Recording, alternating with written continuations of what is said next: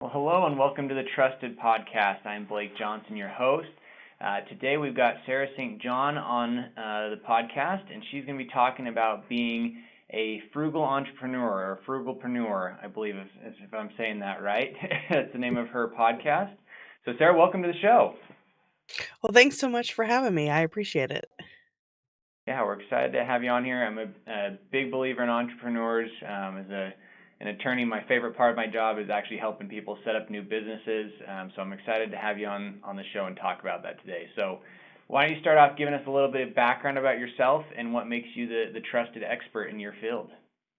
Sure. Well, I've been an entrepreneur for over a decade, but I started with a photography business, and I realized that while I like taking photos of animals and landscapes and architecture, I didn't really like taking photos of people, but that's where the money is.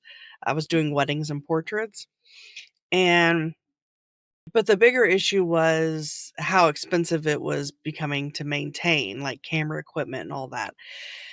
And so I decided I'd like to kind of move into an online business model.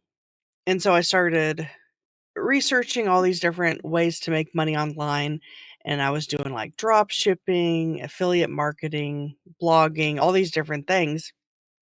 And it was in that process that I got the idea of writing a book called Frugalpreneur about how to launch an online business on a budget. And while I was writing that book, I got the idea to launch a podcast to coincide with the book, but it was just going to be like a short-lived thing.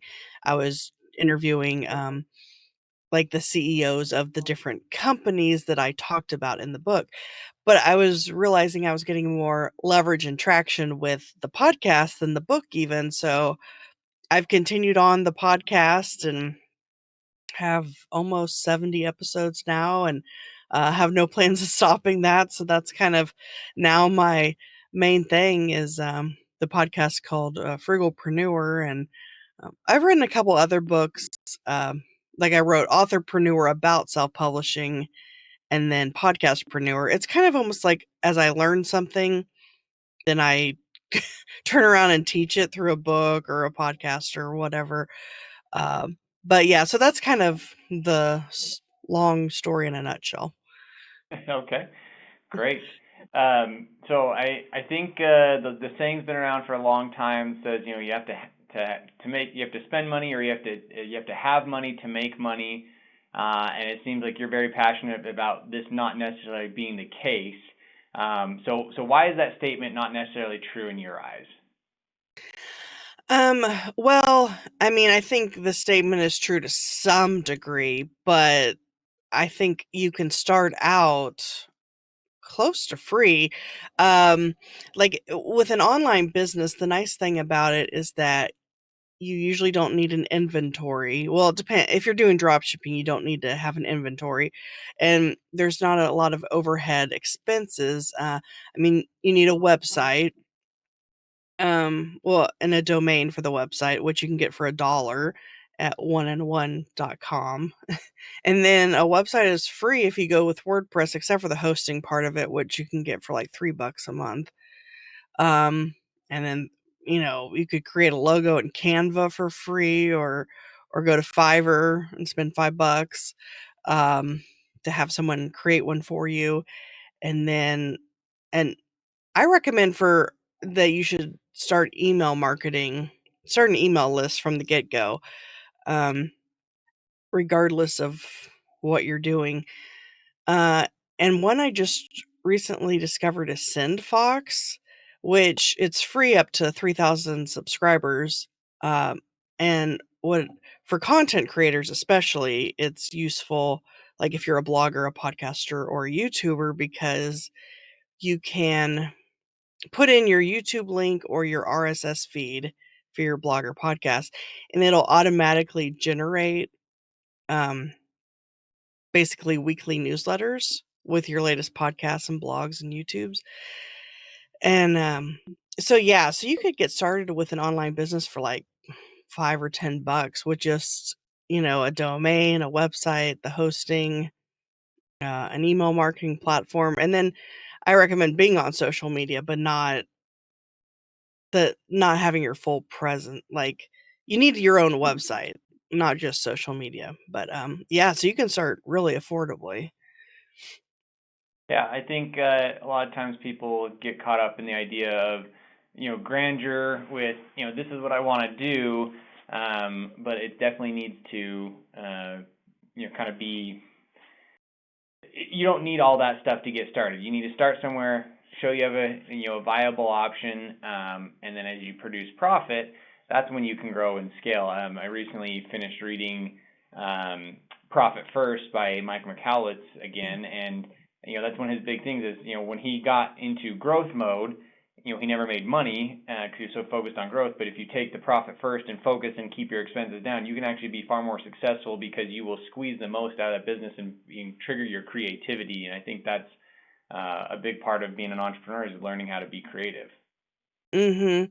Yeah, start with a small budget, and then as you increase revenue, then you can increase, I guess, expenses to some degree, but, yeah, just kinda scaling up as you go. Okay.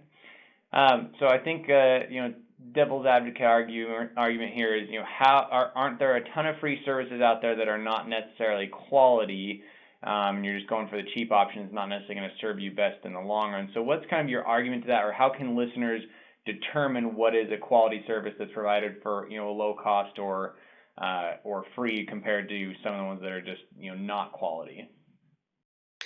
Oh, well, I guess it depends on what you're talking about. Because, like, a lot of people say, "Well, Fiverr's no good because, you could get something done for $5." Um, but I've actually used them for, like, my podcast cover art, my book covers, and I haven't had any problems. So I guess it kinda depends on what specifically you're referring to. Like, do you have specific examples? Do you mean, like, as far as email marketing or websites or Yeah, so just any of the online services. So just more of, what's necessarily your checklist that you go through to determine whether it's worth using that service as compared to someone else's. Oh, okay. Yeah, usually cost is one of the things I look at, but more like bang for your buck, I guess, because obviously some things, like, for example, okay, so I'm using WordPress right now for my websites, which is a really affordable way to do it. But I've recently started looking into Kartra, which is like an all-in-one solution, which you can do like landing pages and funnels and email marketing and calendar management and help desk ticketing, and just it's kind of like a complete all-in-one solution, and it starts at 99 a month. So that would be more expensive than what I'm doing now, but when I start thinking about all the stuff that it does and what I can combine into one platform, maybe it would at least even out. If not, it would make things simpler. And Right. instead of having to have like Calendly and then um, WordPress, and oh, it also has like an online membership platform, like you can create courses and whatnot. And so I guess that's kind of what I look at is what comparing, like, what all I'm using now and what does that end up costing versus, like, well, maybe this other thing costs more, but it includes more or it's easier to use. Um, I guess kind of juggling those things. As far as, like, podcasting goes, there's a, podcast host called Anchor, which is free, and there's very few free podcast hosts.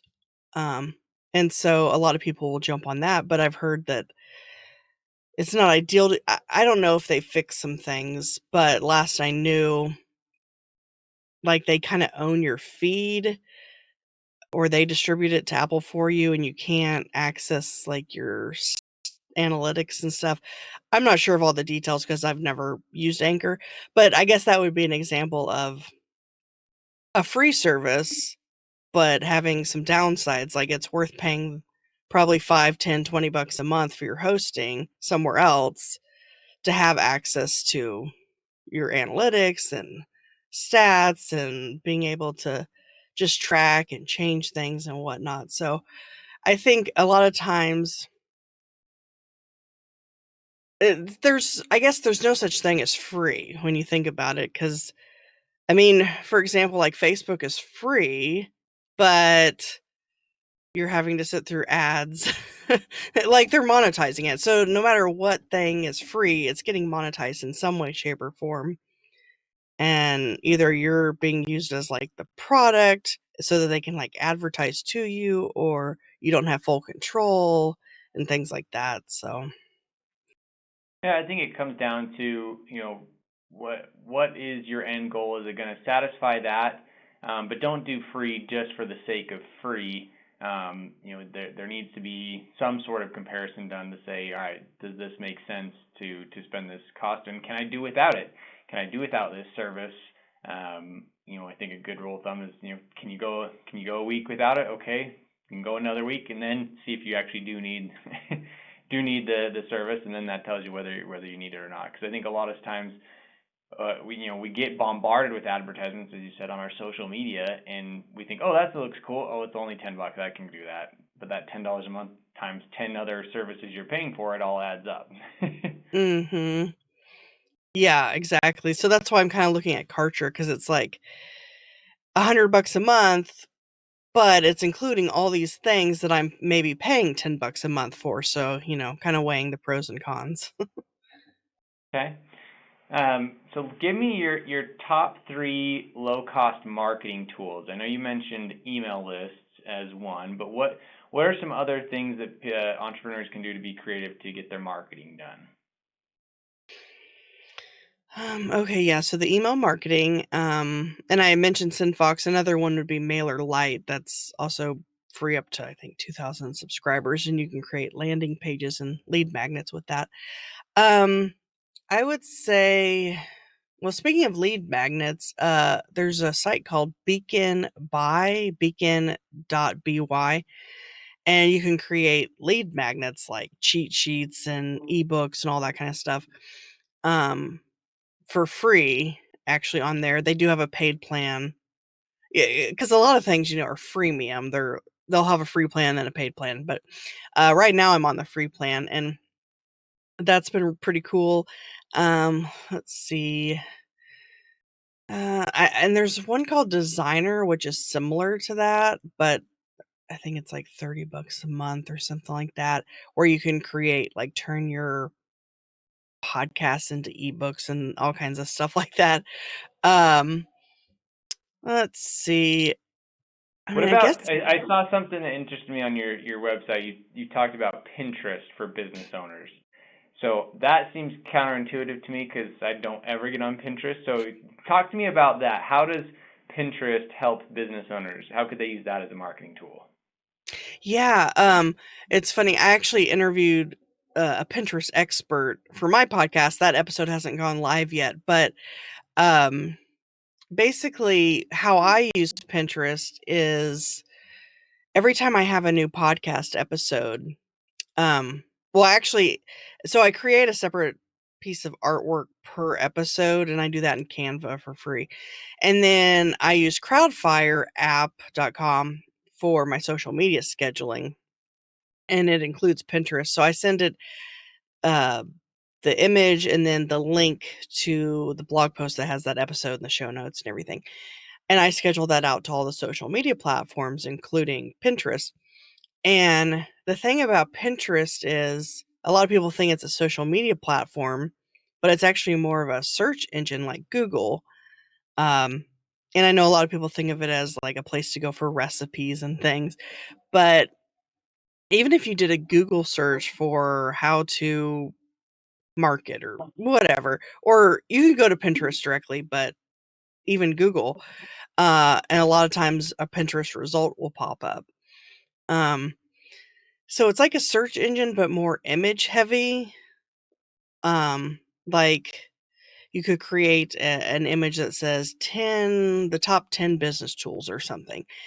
And as people are scrolling, that might capture their attention. They click on it, and then it could go to like your blog post, or you could even use it for affiliate marketing. Like, um, you could have it linked to an affiliate offer about a certain thing. So I've actually found Pinterest to be pretty useful and as far as getting traffic and whatnot. I'm gonna have to start posting my podcast on Pinterest now, apparently. I mean, it makes sense. You know, like you said, a search engine. The more content you can have out there and searchable, because yeah, you're right. I've done searches, and lo and behold, something from Pinterest pops up on that first page. So Mm, why not get on there and expose more people to your ideas? So mhm. I appreciate that little nugget. That's something I'm going to go and implement right away. All right, let's talk about traits of entrepreneurs. What's the number one trait you see in successful entrepreneurs? What separates them from those who don't necessarily make it? I would say just determination because I mean, I don't know of a single entrepreneur who, might start a business and then it fails and they just give up and decide, okay, well, this isn't for me or this isn't going to work. To me, because I've been an entrepreneur for over a decade and done a variety of things. And so it's like if something fails or I decide I don't like it and want to switch gears, I think just the drive and determination to keep going and to find that thing that you're going to stick with or that will be successful. And I think just one problem with entrepreneurs is we're constantly getting ideas like the shiny object syndrome. And so that can be distracting. But I think just the drive and the hustle and just the constantly thinking of new ideas and going for the next thing to see what works and trial and error and all of that, I would say is a good entrepreneurial trait. Okay.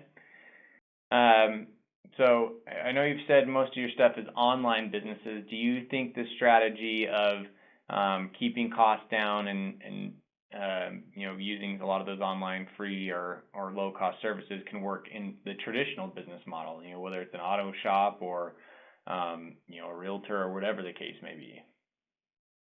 Yeah, so I think a lot of those products and services can help any business, like the social media scheduling, the email marketing, the website, all that stuff.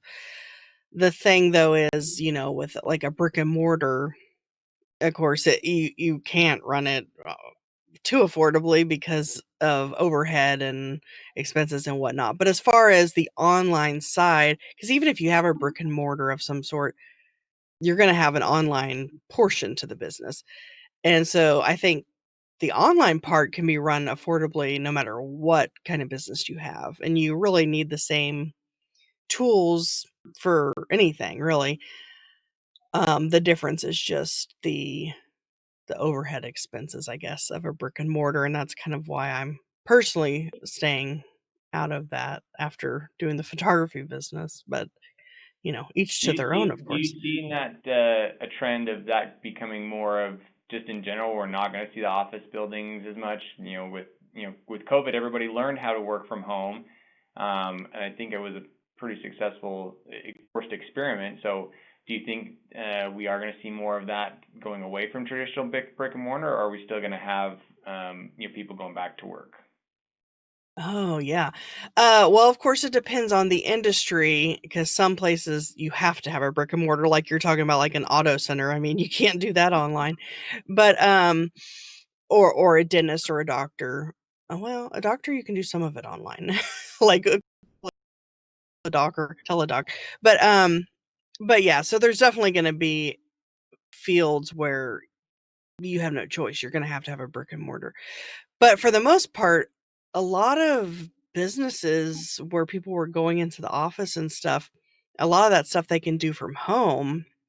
And so I think, well, so here's an example. My husband actually, he's an insurance agent and would go into the office every day, but then COVID hit and so he started working from home. And now they're keeping a brick and mortar location, for clients and whatnot, but they downsized from like 56,000 square feet to like 2,500. So just to kind of have um, a storefront, I guess, for clients and whatnot. But so now everybody in the office can work from home permanently and do everything online. And he's actually doing better, getting more sales and stuff because he doesn't have the distractions and interruptions of coworkers and all that stuff. And so he's actually been doing better since COVID. So I think, companies like that, and I have several other friends who are now working from home permanently. And I guess it's just one of those things where until you had to do it because of COVID, um, it just wasn't really something that people thought about or considered, but then when they had to uh, implement that change and try to see how people could work from home, I think people are realizing that one, it can be done for most places, and two, it's actually cheaper whether you close up your brick and mortar, you downsize, or I mean, even just the insurance, the liability, if you don't have workers there, I mean, that you can cut costs all kinds of ways, like on rent and insurance and uh, heating and air and water and just all these different ways you can save money by not having a brick and mortar. So yeah, I definitely think that that's going to change and already has. Yeah, I think it will. It's going to be interesting because it's less face-to-face interaction, which I think we need to a certain extent. But yeah, the cutting cut down on costs, and it has like other residual benefits too. For one, I talked to some friends who are personal injury attorneys, and they're saying that the number of cases that they have coming in have gone down significantly because during COVID nobody was on the road, and so Mm, there weren't as many accidents to happen that way. So I think that's an unintended consequence, which actually was probably a good thing. Less people are driving around, there's less accidents, less people getting hurt. Those are some side effects that we can kind of point to and say, hey, this is another reason why not to. Let's eliminate the rush hour traffic. mm, Los Angeles skyline cleaned up because there was no mm. cars out. So, there's a lot of different things that point to it could be a good fit. Yeah, it definitely saves people time and gas and expense to not have to drive to work. And then, like you said, even the environment, the air, and I think even the water. And where was it in Italy? I don't know why it's slipping my mind. Venice, I guess. Yeah, I think That's right. Yeah, Venice. their water cleared up, and yeah, so Yeah, it's crazy to see what that happens there. Well, that's all the questions I had for you. Is there anything else you think that we should have covered with regards to being a frugalpreneur that our listeners absolutely need to know? well, I guess there's a couple of things that are, I guess, pieces of advice that I've kind of learned through the years is that, well, first of all, the shiny object syndrome is a problem for entrepreneurs. It's not, I guess, a bad thing, but you kind of got to reel it in, get it under control. And at a certain point, kind of find your one, maybe two things that you can focus in on and really nail down. But also, I think in the beginning, it's important to learn and to spend time learning through, podcasts and books and webinars and courses and just all these different things. But at a certain point, you have to start implementing what you're learning. So I was noticing I was spending a lot more time continuing to learn and not implementing it. And then it's kind of like, well, what's the point at a certain point? So now for every hour I spend learning, I try to spend an hour implementing that thing. And so I think at a certain point, once you kind of learn enough to get started, and you should continue to learn, but to be sure to implement what you're learning as well. So I would say that those are some important things to keep in mind. And as far as deciding what kind of business to start and how to start it and what you need, probably my book, well, and the podcast, but would be a good place to start. And actually, I have 3 books, which are all free, the PDF version. at thesarahstjohn.com/free if people want to check that out. Okay, great. I appreciate that. How can people get in touch with you if they want to learn more about your podcast? So actually, if you go to thesarahstjohn.com/podcast, the podcast is on there, but it's on like all the podcast directories. Just search for Frugalpreneur. And then I'm also on social everywhere with at the Sarah St. John. Okay, perfect. And I'll make sure to put that in the show notes. Sarah, thank you so much for joining the Trusted Podcast today. And to our listeners, as always, please like and subscribe. Also, reach out, let me know how we're doing and who we should have on the show next, so we can make sure we keep the content relevant. And with that, we will sign off till next time.